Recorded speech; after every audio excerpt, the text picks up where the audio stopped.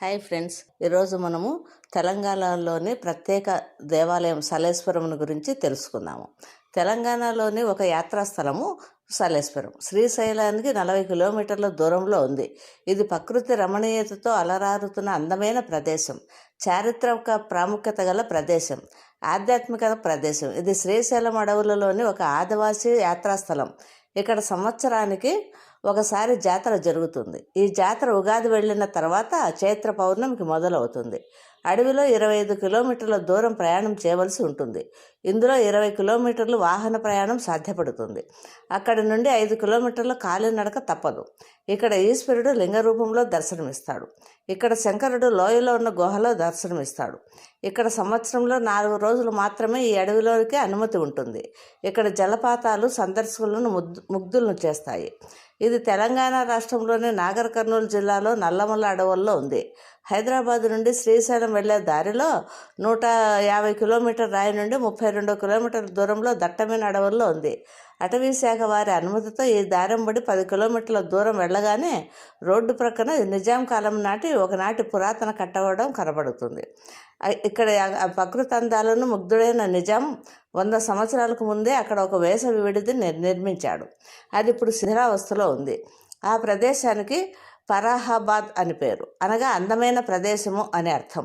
అంతకుముందు దీని పేరు పుల్ల చెలమల. 1973లో ప్రాజెక్ట్ టైగర్ పేరిట పులుల సంరక్షణ కేంద్రాన్ని ఏర్పాటు చేశారు. అది భారతదేశంలోని అతిపెద్ద పులుల సంరక్షణ కేంద్రం. నిజాం విడిది నుండి ఎడం వైపున 22 కిలోమీటర్ల దూరం వెళ్ళిన తర్వాత సలేశ్వరం బేస్ క్యాంప్ వస్తుంది. అక్కడే వాహనాలను ఆపుకోవచ్చు. అక్కడి నుండి సలేశ్వరం అనే జలపాతం చేరుకోవడానికి 2 కిలోమీటర్ల దూరం నడవాలి. అక్కడ 2 పొడవైన ఎత్తైన 2 గుట్టలు ఒకదానికొకటి సమాంతరంగా ఉంటాయి. మధ్యలో ఒక లోతైన లోనికి ఆ జలధార పడుతుంటుంది. తూర్పు గుట్టకు సమాంతరంగా 1/2 కిలోమీటర్ తిరిగి తర్వాత దక్షిణం వైపుకు తిరిగి పశ్చిమ వైపునున్న గుట్టపైకి కిలోమీటర్ దూరం నడవాలి. ఆ గుట్ట కొనను చేరుకున్నాక మళ్ళీ ఉత్తరం వైపునకు తిరిగి గుట్టాల మధ్య లోయలోనికి దిగాలి. ఆ దారిలో ఎన్నో గుహలు, సన్నని జలధారలు కనిపిస్తాయి. గుండం కొంత దూరంలో ఉందనంగా లోయ అడుగు భాగానికి చేరుకుంటాము. గుండం నుండి పారే నీటి ప్రవాహం వెంబడి 2 గుట్టల మధ్య ఇరుకైన లోయలో జాగ్రత్తగా నడవాలి. ఒక్కో చోట బెత్తడి దారిలో నడవాల్సి ఉంటుంది. ఏమరపాటుగా కాలు జారితే ఇక కైలాసానికే. గుండం చేరిన తర్వాత అక్కడ దృశ్యం చాలా అందంగా కనిపిస్తుంది. తల పైకెత్తి ఆకాశం వైపు చూస్తే చుట్టూ ఎత్తైన కొండలు, దట్టమైన అడవిలో మధ్యలో నుండి ఆకాశం కుండ మూతి లోపలి నుండి ఆకాశం కడమరినట్లు కనపడుతుంది. గుండంలోని నీరు అతి చల్లగా స్వచ్ఛందంగా ఉంటుంది.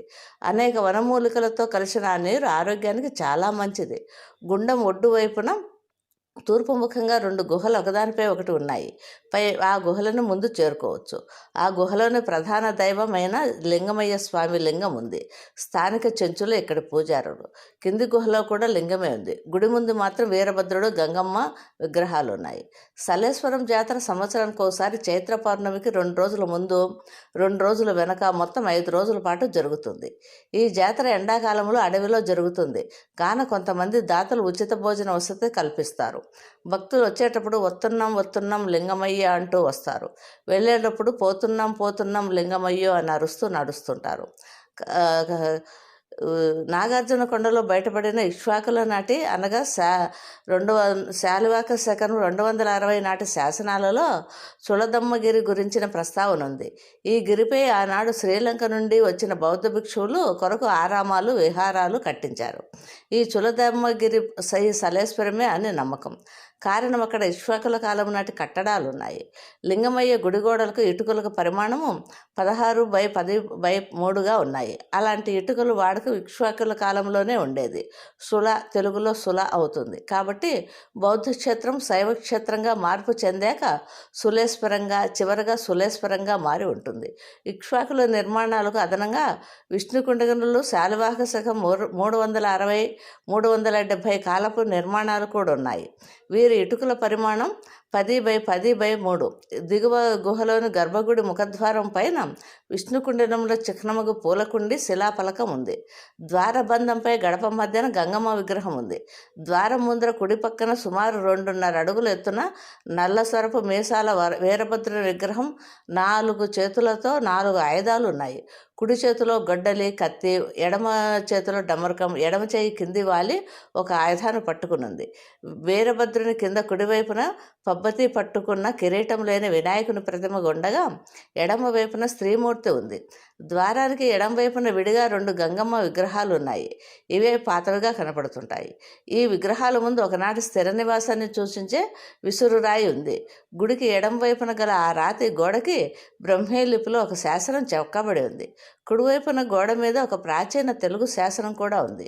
ఈ 2 విష్ణుకుండినుల శాసనాలుగా చెబుతున్నారు. వీటిని చరిత్రకారులు చదివి వివరిస్తే విష్ణుకుండినుల జన్మస్థానాన్ని ఖచ్చితంగా నిర్ణయించవచ్చు.